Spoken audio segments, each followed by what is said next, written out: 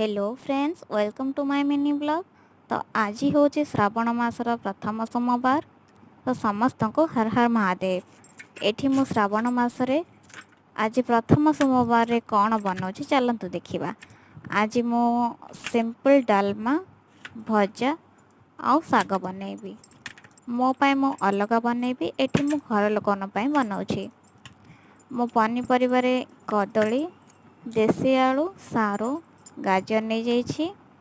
जेहेतु आलू पड़बनी हेले बैगण भी पड़बनी हेले टमाटो मध्य पड़बनी। बट मुझे घर लोक बनाऊँगी तो मुझे टमाटो पकईदेवी किंतु आलू और बैगण पकईबेनी। मुझे मोर पनीपरिया सब काटिदेली। एबे मुझे चोपा छड़ा मुग आउ चोपा थिबा मुग मिक्स करके नहीं जाइछि। देखिपे मु डालमार सब पनीपरिया पकईकी एबे डालमा को हेबा को छाड़देवी।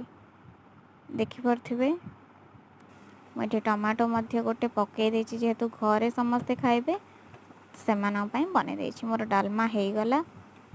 देखिपे मोर डालमा हो गला। मुझे भजा मध्य बसई देछि फूलकोबी आलू।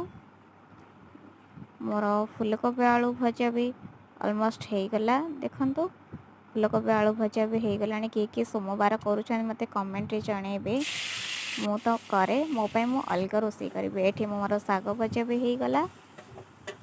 देखिपे मु साग भी भाज देछि। कोसला साग नहीं एठी मु। देखिपे सोरिष भी आज फुटा जाएनि। किए जानी कहबे से मोर अलग पुणी रोषे करी मो पाई। जेहेतु मु सोमवार करछि। Okay bye. हर हर महादेव।